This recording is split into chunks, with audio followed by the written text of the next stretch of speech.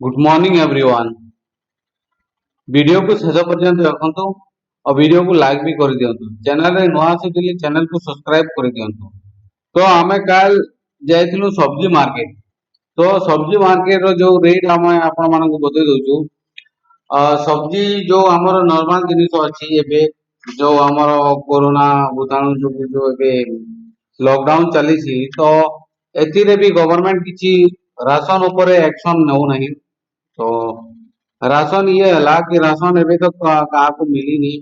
ठीक है। और बस वृद्धा पेंशन देछि गवर्नमेंट तो बाकी पे अभी तो किसी करनी तो एबे बहुत श्रमिक पकरे खाइबा पई दुई असुविधा होची। तो आलू आलू रो रेट आलू हमर रेगुलर दिन रे आसे तो आलू रो रेट हो गेला 60 जोटा कि 10 टंका रे मिलवा कथा। पियाज भी 20 टंका 25 टंका रे मिलवा कथा सेटा भी 60 टंका हो गला।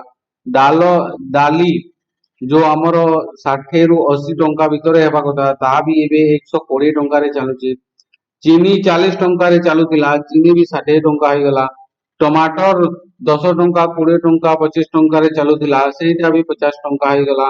भिंडी कम से कम 60 टंका रे चलुतिला सेटा भी 80 टंका हो गला। करेला भी 60 टंका चलुतिला सेटा भी 80 टंका हो गला। बाइगण चलुतिला 40 टंका सेटा भी 60 टंका हो गला।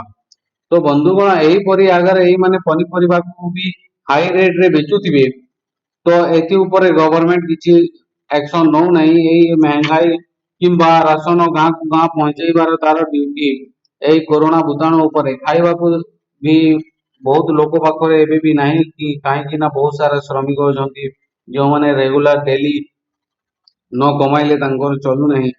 तो बंधुगण जहाँ पाखरे अछि से तो मजा मजलिस से खाइदेव लेकिन जहाँ पाखरे नहीं से कौन करबो। एई 100 टंका 150 टंका किणी करी खाइबो तो 200 टंका 150 टंका तो तांकर दिनर मजूरी तो मजूरी भी से माने जाई पारु नांदी। तो एई महंगाई रे आमे कौन करबा। तो से माननको ऊपर गवर्नमेंट रो भी किछि ध्यान देवा कथा कि टाउन सहर रु जो राशन दुकान माननको अछि से माने राशन बाहर को सप्लाई करबा कथा लेकिन एबे पर्यंत ठीक ठाक सप्लाई करू नहीं।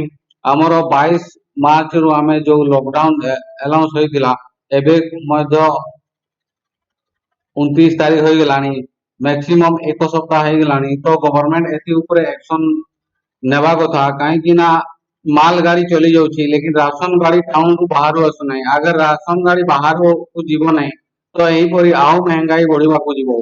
तो आमे एबे ट्वीट भी करथुलु अब जवाब आसी नहीं गवर्नमेंट को।